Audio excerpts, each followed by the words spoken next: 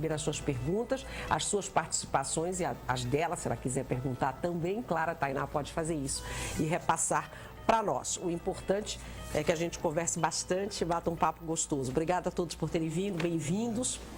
E como eu disse, conversamos com os dois defensores públicos neste primeiro bloco, eles vão sair no intervalo, que é o Johnny e o Cássio, que eu dou boa tarde. Primeiro, parabéns, né, pelo prêmio. Obrigado. E eu queria começar por aí. Que prêmio foi esse? Que prêmio é esse, né? Já que é o Congresso Nacional de Defensores Públicos, e aí vocês ganharam com teses, com trabalhos e tal.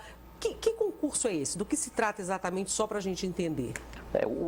A Associação Nacional de Defensores Públicos, ela organiza o Congresso Nacional de Defensores Públicos. A ideia é reunir esses profissionais do Brasil todo, justamente para troca de experiências, troca de práticas e teses, né? Dentro deste congresso se realiza o concurso, um certame, né, competindo com propostas e práticas de todo o país, na qual algumas saem vencedoras. E nós tivemos a felicidade de termos práticas e teses contempladas. E 2 teses, 2 vencedores da Defensoria Pública daqui do Estado do Pará, né? Esse congresso, como o colega Cássio falou, reúne diversos defensores públicos com diversas formas de atuação e teses institucionais que a gente leva para esse congresso, objetivando o quê? Transformar essa forma de pensar numa forma institucional, numa forma que a instituição passe a agir daquela forma. Então isso é um momento muito importante e foi basicamente isso. E nós, nesse congresso, levamos 4 trabalhos, um trabalho, a tese, em que eu tirei o 3º lugar, o trabalho do Dr. Cássio, mais 2 outros trabalhos de outros defensores. Agora, essas teses são teses de doutorado de vocês ou não? São teses relacionadas à defensoria, a trabalhos da defensoria? A trabalhos da defensoria. Não tem a ver com o trabalho acadêmico, doutorado, não? Não tem a ver. Embora a tese seja um trabalho acadêmico, que a gente apresenta como nós acreditamos que a instituição passe a atuar, ela ainda não é um trabalho universitário. Sentido amplo, né? É sentido amplo. É sentido amplo, porque antes que o pessoal, os acadêmicos, comece a chorar nas suas casas, é tese em sentido amplo, né? Porque o pessoal costuma dizer, não, tese só de doutorado, não. De uma forma bem simples, é assim, nós levamos a tese para ali para tentar consolidar uma forma de pensar enquanto Defensoria Pública. Enquanto Defensoria Pública, para que a tese sendo aceita, sendo premiada, que os outros defensores passem a adotar nas suas cidades. Até mesmo compartilhar a tese. Essa tese, no caso, é um trabalho monográfico ou é um artigo? É um artigo. É um artigo, né? Em que tem todo um rigor também acadêmico. Acadêmico, certo. Tem um rigor acadêmico. Primeiro, as teses, elas passam por uma comissão que normalmente é composta por defensores públicos que têm nível de doutorado, mestrado e que são pessoas com um conhecimento de defensoria amplo. Certo. E depois nós temos que apresentar, ao momento de apresentação dos trabalhos para toda para todos os colegas. No final, mais ou menos defendendo... A gente defende. Né, a teoria de vocês. No caso da tese, a prática é um concurso paralelo, que a proposta é outra, é apresentar projetos realizados nas suas respectivas defensorias. Então, no caso, eu participei do concurso de práticas e apresentei esse projeto, Conciliação Sem Fronteiras. Você fez na prática e join com as teses. Com as teses, né? É também importante assim, eu também participei nas práticas, porque é uma forma que nós temos de 2 em 2 anos, que é a realização do Congresso, nós estarmos levando demandas, a forma de atuação dos defensores públicos do Pará. A gente acredita que as defensorias do Norte, elas ainda têm pouco visibilidade. As pessoas do Sul e do Sudeste não conhecem os problemas que nós enfrentamos aqui, não conhecem a realidade própria do Norte. Com certeza. Então, a gente, todo o Congresso, nós procuramos levar algum tipo de demanda específica da região. É importante. Agora, só por curiosidade, Você é carioca, né? Sou. E você é nordestino? Não, sou paraense. Paraense, você tem um sotaque meio morei muito tempo pelo interior do Pará, eu acho que eu absorvi alguma coisa, mas sou daqui, que não é um sotaque bem de Belém. Que isso não importa nessa situação, é só porque eu fiquei curiosa, porque você tem um sotaque marcadamente carioca. Tem sotaque de carioca. Confunde um pouco o paraense de certa forma. Mas isso que você falou é interessante, nós já vamos falar dos assuntos dos trabalhos de vocês, mas assim, porque eu ouço muito aqui isso no Sem Censura, Pará, que é trabalhos em geral, né, seja no audiovisual, trabalho acadêmico, de um modo geral, a região norte ainda é muito tímida, né, na apresentação de trabalhos em congressos, em eventos nacionais e tal. Então, é importante. Eu fiz questão de falar essa questão de levar a demanda, de nós estarmos levando a demanda própria, da realidade própria, porque a premiação, de uma certa forma, já iniciando a minha premiação na tese, ela é contemplada por conta disso. Porque o que ela tem de nova, questionar por que a Defensoria Pública Estadual pode atuar na defesa dos direitos indígenas, é algo específico da região norte e de alguns estados do centro-oeste. Não é algo que você vai ter uma demanda indígena batendo na porta de um defensor público de São Paulo ou do Rio de Janeiro do centro, mas você vai ter uma pessoa, um indígena, batendo na porta de um defensor público em Orilândia do Norte. Com certeza. Que foi a nossa primeira comarca, minha e do Cássio. Foram para lá primeiro, começaram lá a carreira, né? E em Paragominas ou em todo o interior do Pará, você vai ter o contato com indígenas. Os indígenas não estão só nas aldeias, eles também estão no meio urbano. Falamos disso ontem aqui com um antropólogo, inclusive. Eu sei que o Rui está doido para fazer pergunta, mas só aproveitar só para puxar logo aqui para a gente explicar uma coisinha que eu acho que é importante. Nós estamos falando de defensores públicos, da Defensoria Pública do Estado. Então, nós não estamos falando de advogados públicos. Seria isso, em outras palavras, bem simples, que não é a mesma coisa, mas enfim, que eu sei que vocês já me olharam assim. Mas enfim, só para a gente entender, no caso da sua tese, que aí é sobre direitos indígenas, né? E como a Defensoria Pública pode atuar em relação a esses direitos. Eu queria que você explicasse isso, porque quando a gente fala em direitos indígenas, vem à cabeça, primeiro, a Constituição, né, Federal, porque lá estão os direitos indígenas, de um modo geral, e o Ministério Público, ou federal ou estadual, mas é federal no caso, isso. Que é quem atua na defesa dos direitos indígenas. A sua tese é o quê? Que os defensores também podem fazer isso? Sim, sim. Porque é importante a gente pensar qual é o papel da justiça. Para entender um pouco a tese, em linhas gerais, qual é o papel da justiça? O papel da justiça seria garantir direitos àquelas pessoas que estariam numa situação de exclusão, que a gente vai chamar na Defensoria Pública de vulneráveis. Então, existe um documento que é pouco conhecido, que são as 100 regras de Brasília, que na América Latina toda ela é utilizada, esse documento, que estabelece quem são as pessoas em condição de vulnerabilidade para o sistema de justiça. São os indígenas, os negros, todas aquelas pessoas que por uma condição social, de gênero, estão excluídas e não conhecem como ingressar nesse sistema. Então, ela cria alguns procedimentos para que facilitem o acesso. E um dessas regras é que as defensorias públicas atuem na defesa das populações indígenas, seja nos direitos coletivos, e aí seria algo que estaria na Justiça Federal, seja nos direitos individuais. Porque a Convenção 69 da OIT, que é um instrumento que garantiu os direitos das populações indígenas, os seus direitos culturais, os seus direitos à auto-organização, estabeleceu que eles também podem ser reivindicados perante o judiciário. Só que a gente não conhece muito, não é um tema que se dá na universidade. Então, a ideia é que, por exemplo, quando um indígena bate na defensoria, solicitando, qual o problema, exatamente? Solicitando que seja colocado o nome dele na língua dele, por exemplo, Pitauá, com toda a grafia, e o cartório se nega, a gente tenha subsídios jurídicos e também antropológicos e sociais para instruir a petição para pedir aquilo. Um outro exemplo, a gente tem mais ou menos no estado do Pará cerca de 200 indígenas presos. Nenhum desses processos, posso dizer que acredito que os 3 tenham observado a Convenção 69 da OIT, que determina regras próprias, procedimentos próprios, e o Brasil é signatário dessa convenção, procedimentos próprios quando você tem um indígena que comete algum delito.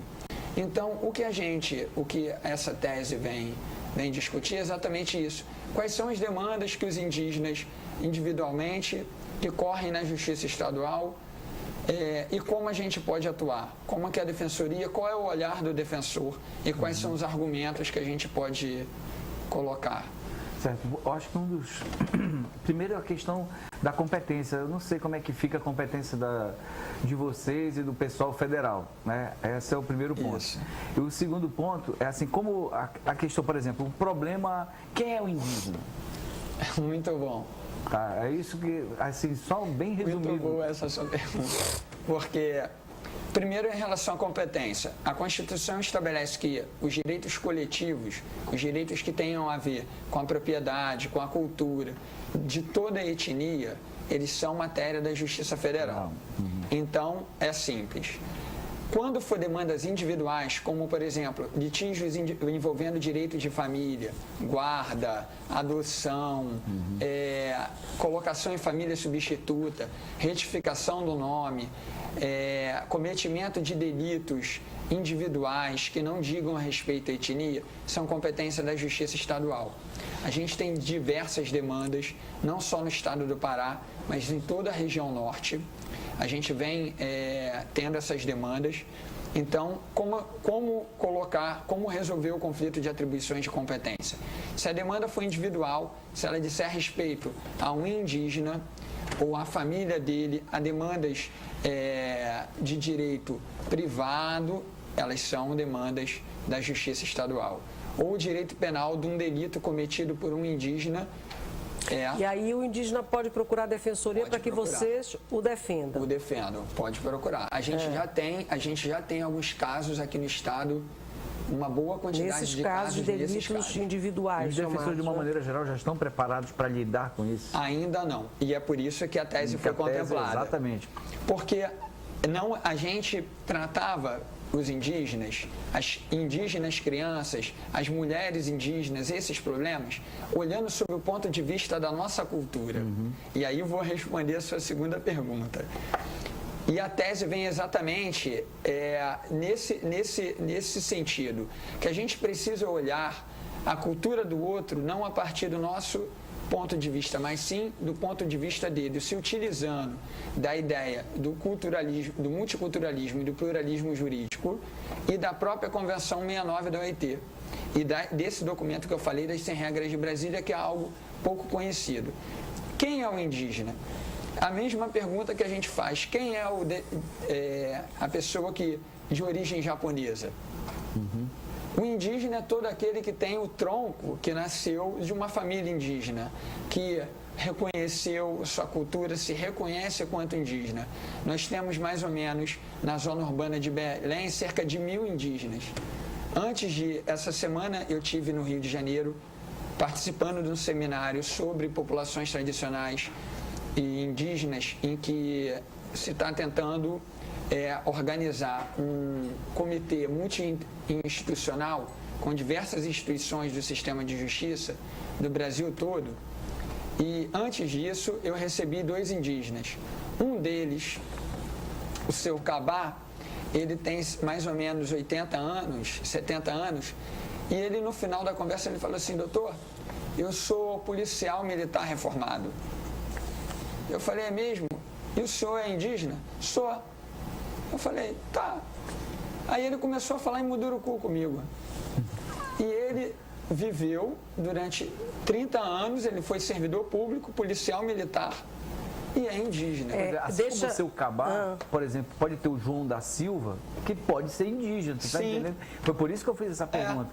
né, que eu conheço vários João da Silva, Nascimento, etc., que são indígenas. São e não... tem o tronco e não usa o nome. Não usa o nome. Por causa da questão cartorária.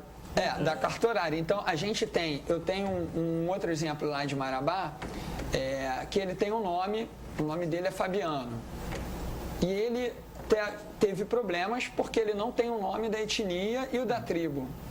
E o nome que ele se chama, que é Pitauá, Iaritu. E aí a gente entrou com uma ação judicial que está correndo lá por Marabá, buscando a retificação do registro dele para que se reconheça, para que o judiciário determine a colocação do nome. E o que a gente fez? Utilizando essa tese, a ideia do multiculturalismo. Não, pode continuar. É só assim, Johnny, eu quero voltar a esse ponto, porque essa questão é bem polêmica, né? É muito polêmica. Mas eu queria só dar uma vezinha logo para o Cássio, para a gente fazer essa dobradinha. Sim. Que você falasse um pouquinho também do seu trabalho, que aí é uma prática, né? Sim. E eu falei aqui na abertura do programa hoje que seria a conciliação no ambiente virtual. E aí eu acho, primeiro, interessante a gente falar exatamente o que seria a conciliação para o direito, né? Essa prática. É interessante que nós dois estamos aqui hoje, dois defensores, e ficar claro a variedade de atribuições que um defensor público pode ter. Por exemplo, a prática que eu pretendo, que eu fui convidado aqui para apresentar, ela foge um pouquinho da área de atuação que o Dr. Johnny está apresentando. Uhum. A ideia, o conciliação, mas isso ficou bem claro. O Conciliação Sem Fronteiras, ele surge a partir de um dos grandes desafios do defensor público, que é garantir acesso à justiça à população. E o acesso à justiça, como o Rui bem sabe, não é simplesmente você preparar a peça, dar entrada para o juiz para ele despachar. A gente sabe muitas vezes que aquilo ali pode ficar anos ali. Então, nós temos que criar mecanismos. É acesso real. Real, efetivo. Né? Como foi muito batido no Congresso, é uma promessa constitucional, algo que está previsto na Constituição, que nós, como operadores do direito, temos que concretizar.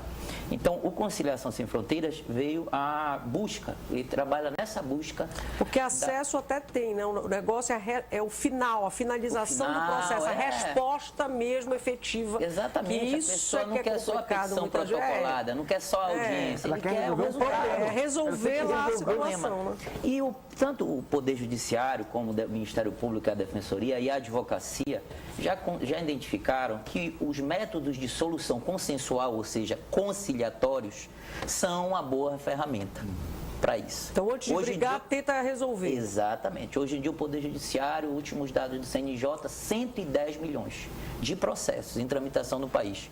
Ou seja, juízes estão abarrotados, promotores abarrotados, você não tem tempo para julgar, certo? Para apreciar tudo com a devida cautela. Então, a ideia é criar esses mecanismos de conciliação. O Conciliação Sem Fronteiras, ele trabalhou com a hipótese que, por disposição da lei, você não podia conciliar. É um caso, eu vou exemplificar para que fique bem claro. Fácil, imagine que uma pessoa aqui em Belém me procura o Dr. Johnny e fala, olha, eu quero reclamar, uma questão bem simples, de baixa complexidade, quero os alimentos para o meu filho, a pensão alimentícia. Se ele morar aqui em Belém, nós fazemos a notificação, ele comparece na defensoria e dali já sai com acordo, sai com a tutela, com acesso à justiça resolvido. Mas imagine que ele não mora aqui, ele mora em Tucuruí. Você não tinha e olha antes que é Tucuruí, hein? Tucuruí, imagine um lugar mais distante. Né? Pois é, então você não tinha. E qual era a ideia? Você tinha que propor a ação, esperar para um instrumento, uma ferramenta chamada carta precatória, que é algo que é considerado o algoz da celeridade processual, porque ela demora, certo? Então, para isso, nós criamos um ambiente virtual de conciliação, que é, eu aciono o defensor de Tucuruí, ele notifica lá o devedor dos alimentos e eu fico aqui com a pretendente dos alimentos. E nós fazemos a conciliação à distância, certo? Celebramos o acordo é homologado e a situação é resolvida. Por que a ferramenta é importante? Porque a maioria das pessoas que comparecem na defensoria, eles não têm condições de se locomover. Seja pela dificuldade financeira e muitas vezes pela questão de importantíssimo, ela se autoexplica, né? Você explicando já, eu falo, olha, a dimensão que tem esse estado, gente, a Amazônia já... Eu fiquei assim muito feliz. Essa prática, ela já venceu o Inovar em 2012. venceu o concurso conciliar legal do CNJ, foi a primeira vez que a Defensoria venceu, em 2015, e agora ela venceu o concurso de prática. Mas se você observar, ela é singela, ela é simples, mas é uma ferramenta... É óbvia e fica ali, é uma ferramenta precisou de um tempo de muita utilidade. Consolidar. E assim, e agora a Defensoria Pública, através do Núcleo de Tecnologia da Informação, está desenvolvendo um aplicativo, um software, que vai ficar disponível aos defensores para que eles possam, de aparelhos móveis, instalar o ambiente virtual de conciliação. Ou seja, a Defensoria tem investido nisso para facilitar, porque é importante não apenas no trabalho do defensor, mas para que as pessoas possam deixar de ter aquela promessa e ter o seu efetivo cumprimento. E dar celeridade, né? Assim, isso é um programa, né?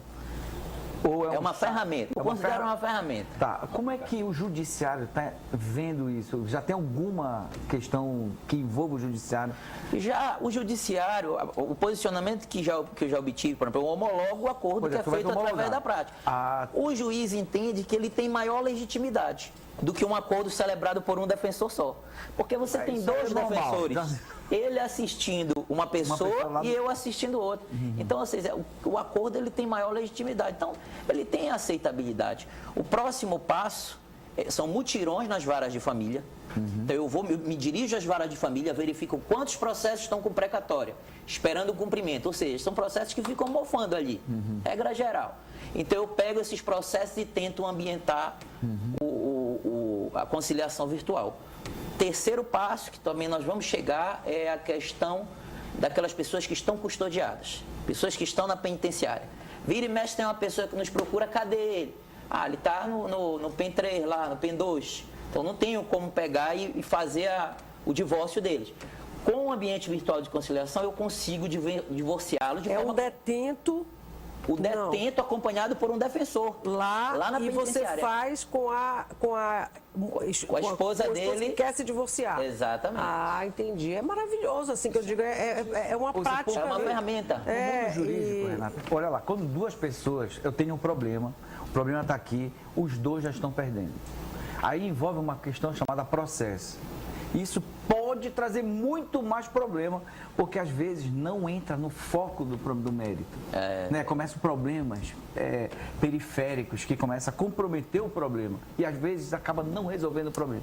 E aí isso, ou seja, essa prática da defensoria que é de anos, de compor isso, homologar judicialmente, divórcio e tal, isso aí já é maravilhoso. Agora no mundo virtual, a minha preocupação só era aquela, porque eu estou lembrando dos primeiros momentos em que um e-mail não era considerado como prova.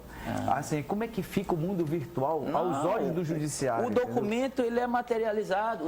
O doutor Johnny, lá em Tucuruí, assina o acordo, remete para o defensor aqui e já fica o título.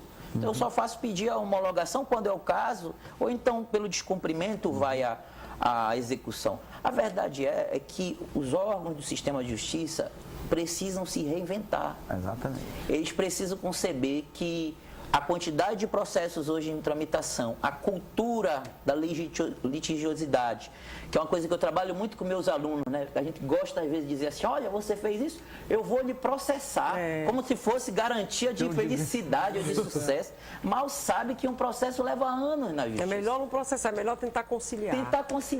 Eu tô louco para ver um dia, Renato, por exemplo, já com essa questão dos dispositivos móveis, né? Daqui a pouco, não sei o que, acordo e tal, aí todo mundo já mandando o ok, né, no celular, né? Aí daqui a pouco o outro manda um coraçãozinho assim. Pô, dá pronto, já resolveu. Acho que não sei se vamos chegar a este ponto. Não, eu sei, brincadeira. Eu sei que você está brincando. Uma coisa que é importante, assim, tanto do que eu falei quanto do Cássio, é esse novo papel da Defensoria Pública. Antes você via a Defensoria Pública como advogados de pobres. Mas hoje a gente passou, é muito mais do que isso. Hoje você tem uma série de atribuições da Defensoria Pública que busca a garantia efetiva do acesso à justiça do cidadão e principalmente daquela pessoa que está em condição de vulnerabilidade. Isso valoriza a Defensoria Pública, porque a Defensoria Pública, é o que você está dizendo, sempre foi meio patinho feio, né? O Ministério Público sempre foi mais visto com mais respeito, mais, né, mais charmoso, e a Defensoria Pública é meio patinho feio. E vem mudando um pouco isso, eu percebo dos anos para cá, e esses trabalhos de vocês, esse tipo de iniciativa só valoriza. E a gente costuma dizer que o nosso papel é de instrumento de transformação social. Existe um grupo que está excluído do sistema de direitos, das garantias, e a gente está ali, enquanto agente público, não é para fazer a minha vontade ou a do Cássio, não, a vontade daquele grupo. O Cássio percebeu que existia um grupo que não tinha seus direitos garantidos, então ele pensou em algo para garantir aquele direito. Eu percebi que alguma coisa estava acontecendo, que existia um grupo que a gente buscava o direito e não conseguia pela via, então a gente precisava estudar. Então, hoje, a Defensoria, a gente se coloca muito assim, como instrumento de um determinado grupo, que são essas pessoas que estão em condição de vulnerabilidade, que não têm seus direitos respeitados, e a gente precisa fazer alguma coisa. Vamos dar uma vezinha para o telespectador. Temos uma, duas... Tem um comentário da Dolores Vieira. Ela parabeniza os 2 defensores pelo prêmio, principalmente pelo seu objeto de estudo, que é a população indígena. Na opinião dela, a população indígena ainda se encontra em situação deplorável e necessita bem mais de ações como a sua. E o Alex Barata, ele faz uma pergunta. Ele diz que os índios, quando recebem uma reserva indígena, têm o dever de preservá-la. E ele pergunta o que acontece quando é o índio que comete algum tipo de crime, como o tráfico de madeira ilegal ou se vender algum mineral dessa região. É muito boa essa pergunta e vai aquilo que a tua pergunta de qual é o critério de competência. Na experiência que eu venho tendo em relação ao trabalho com os indígenas, é mais frequente você ter pessoas invadindo as reservas para buscar a madeira ilegal, que é constante. Por exemplo, à noite, no caminho de Paragominas, você vê pessoas saindo das reservas com madeira ilegal.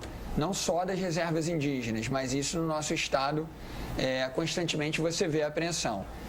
Quando é constatado pela FUNAI ou pelo IBAMA que houve o cometimento desses delitos pelos indígenas, eles também pagam. Tanto é que a gente tem cerca de 200 indígenas presos hoje em todo o estado. Alguns deles por delitos cometidos em questão de crime ambiental, entendeu? Então há uma responsabilização.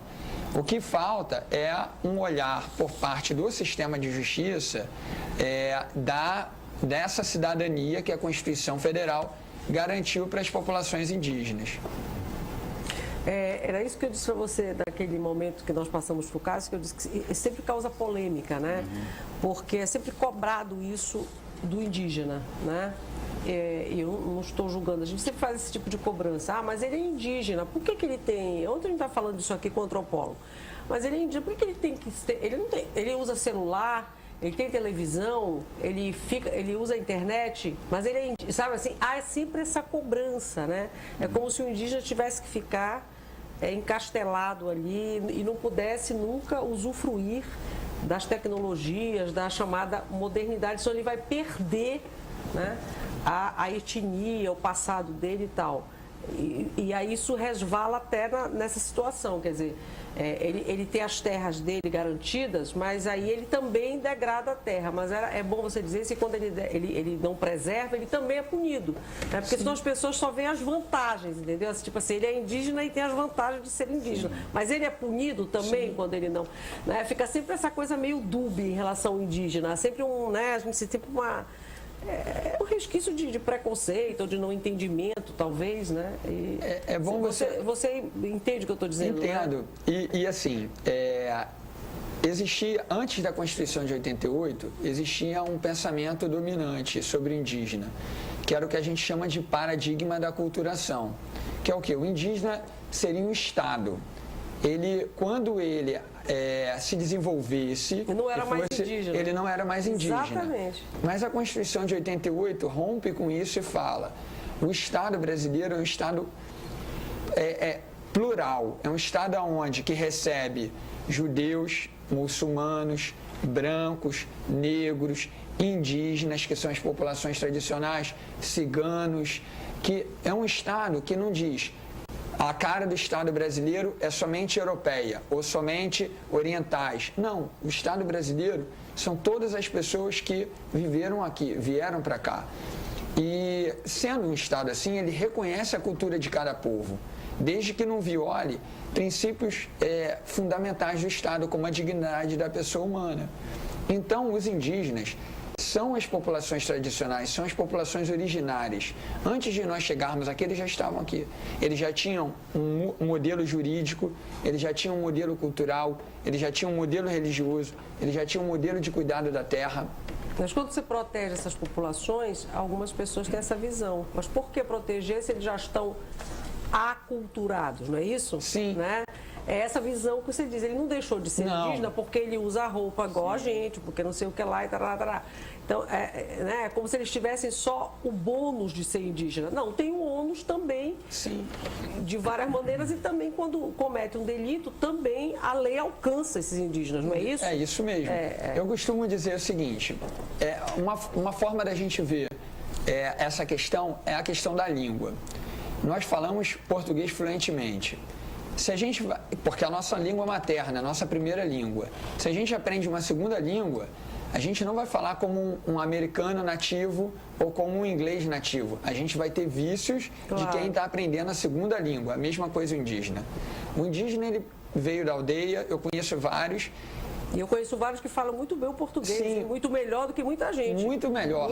Mas tem porque eles foram alfabetizados, porque eles foram porque foram alfabetizados como a primeira língua. Com certeza. Só que eu conheço alguns que foram alfabetizados na primeira língua, a língua materna, que não conseguem, que tem uma dificuldade. A verdade é que o nosso olhar ainda é muito carregado de preconceito, sim, né? De um modo geral, sim. E eu estou me colocando aqui, não estou só falando dos outros. Eu só estou dando uma aceleradinha, que daqui a pouco eu tenho que chamar o intervalo e tem mais uma pergunta, sim, né? Sim, o Felipe Soares, ele pergunta o que ele fez escrever uma tese em defesa dos indígenas.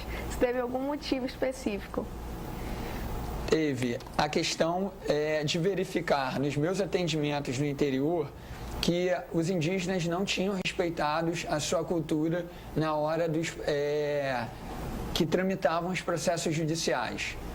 Os juízes, os promotores, nós defensores, não tínhamos esse olhar sobre a cultura e a aplicação do direito dentro das etnias. Eles ainda são vulneráveis, em última instância, sim, em última palavra, sim. Né? E ainda precisam Os vulneráveis são todos aqueles que, por algum motivo específico, não conseguem acessar com plenitude o sistema de justiça. E ainda é esse o caso, para que a gente entenda por que há todo um... Tomara que esses trabalhos de vocês assim, sirvam de paradigma, não só para o Pará, que tem uma extensão territorial imensa.